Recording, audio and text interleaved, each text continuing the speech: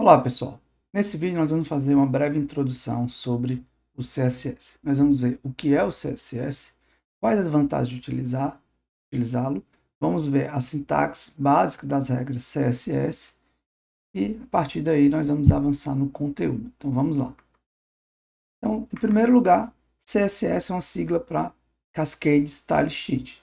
Traduzido seria folha de estilo em cascata.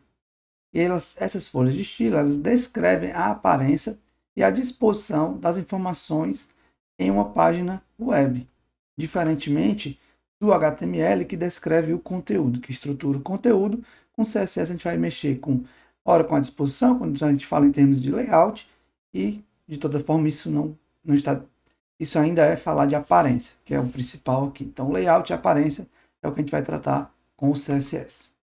E você pode utilizá-lo de duas formas, de forma simplificando aqui, incorporado no HTML, a gente vai ver como isso pode ser feito, ou separados em arquivo .css, que é o mais comum e é uma prática melhor. Dentre as vantagens, a principal é que você mantém todo o estilo, ou seja, todas as regras que descrevem a aparência do seu site, seu conteúdo, separados do conteúdo propriamente dito. Então, com isso, você tem uma melhora no reuso do seu conteúdo. Afinal, se você quiser atualizar a aparência do seu site, dar uma mudada, você deixa o conteúdo, você não precisa mexer no conteúdo, mexe somente no CSS e aí você tem um site, vamos dizer, novo, sem alterar o conteúdo de forma alguma. Ainda, uma outra vantagem, principalmente pensando nos tempos atuais, onde temos dispositivos de diferentes tamanhos de tela, com o CSS eu consigo ter regras de estilos que se aplicam a diferentes tipos de mídia.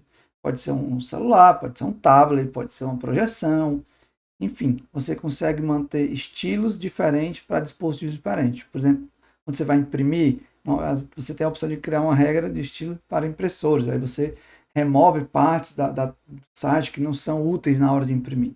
Então, isso você consegue com CSS. E por último, uma vantagem que hoje não faz tanta diferença, dada a velocidade, a largura de banda que nós temos disponíveis de internet na maioria dos locais, vamos dizer assim, sendo bem generalista, ela diminui o consumo de banda, porque esse conteúdo ele fica em cache, certo? Mas não é tão importante. Há muito tempo atrás, quando surgiu o CSS, isso tinha impacto, porque a velocidade da internet disponível na época não era tão rápida. Mas enfim, sigamos. Então vamos agora para a regra, a sintaxe básica de uma regra CSS. Então, ela basicamente tem três partes. A primeira dela é o seletor, que é esse cara que indica em qual tag HTML aquela regra vai ser aplicada, certo? Então, nesse caso aqui, é um parágrafo. Mas a gente tem vários tipos de seletores que a gente vai ver adiante. Eu posso selecionar pelo atributo classe, eu posso selecionar pelo atributo ID, por um atributo qualquer. Tem várias nuances aí, mas de forma simplificada, essa parte que vem antes da chave é o seletor. E é ele que vai dizer quem vai sofrer alteração devido às regras que vão vir ali dentro do bloco. A segunda parte é uma propriedade, que indica que propriedade da tag vai ser alterada, certo? Então, eu posso ter mais de uma desses casos. Por exemplo, aqui eu estou mexendo no color, que faz o quê? Faz com que a cor da fonte seja alterada. E por último, a gente tem o valor dessa propriedade, que é justamente, ok, o que eu estou dizendo aqui, todos os parágrafos vão ter a cor de fonte igual a verde. Então, o que vem depois dos dois pontos é o valor que a propriedade que vem antes dos dois pontos vai assumir naqueles elementos selecionados pelo seletor, que nesse caso é o parágrafo. Então, a gente chama isso aqui de declaração. Eu, pessoalmente, acabo chamando de regra. Então, mas a gente pode ter várias declarações dentro de um bloco. Então, todas essas declarações vão afetar os mesmos elementos. No caso aqui, são todos os parágrafos. Então, essa é a sintaxe básica. E aí a gente vai ver que tem como a gente montar regras mais complexas e quais são as vantagens e desvantagens e como utilizá-las. A gente vai ver ao longo dessa série de vídeos. Falando sobre os tipos da folha de estilo, nós temos 3 tipos, certo?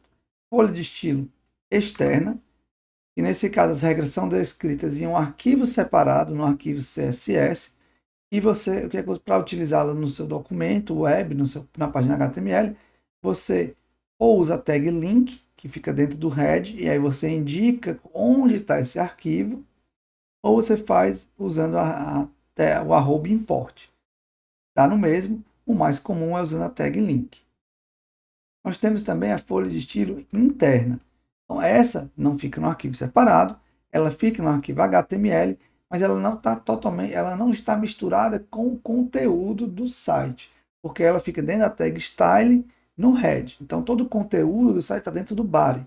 Então, mas ainda assim está no mesmo arquivo HTML. Então de alguma forma já tem um acoplamento com o documento HTML. E por último, nós temos a folha de estilo inline, que essa é realmente totalmente acoplada. Ela fica dentro do atributo style da tag de uma tag ou das tags HTML. E aí a gente vai ver de um por um aqui como utilizar cada uma delas. Então vamos começar com a folha de estilo externo, que ela é ideal para várias páginas. Então com uma folha de estilo desse, eu posso mudar a aparência do site inteiro. Basta que todos eles estejam linkando para esse arquivo. E como eu acabei de falar, esse arquivo deve ser linkado ou importado dentro do elemento head, certo? Então aqui é um exemplo. Essa é uma opção que é a mais comum. Nesse caso aqui dentro do head eu tenho um link, aí você bota dentro do atributo rel style sheet, para dizer que é uma folha de estilo.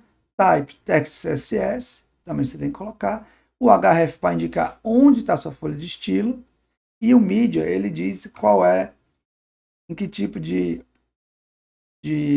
mídia vai ser aplicado. Se for só tela, se for impressora. Se você não colocar, se não é obrigatório, ele entende que é all, então vai aplicar em todo mundo. Então isso é importante quando você quer criar um layout responsivo, você tem como customizar isso daí. E um outro exemplo bem prático é uma folha de estilo para impressão. Então aqui é um outro exemplo, se eu quiser colocar mais de um, Screen and Projection. E aqui é o similar, tem o mesmo efeito, só que usando o arroba import. Eu particularmente prefiro a primeira e eu vejo mais a primeira sendo utilizada. Nós temos também a folha de estilo interna, onde as regras são declaradas no próprio documento, o que faz com que ela seja mais ideal para uma única página e assim como a externa ela também vem dentro do head. E ainda assim você consegue declarar o type e o media aqui também. Então aqui um exemplo.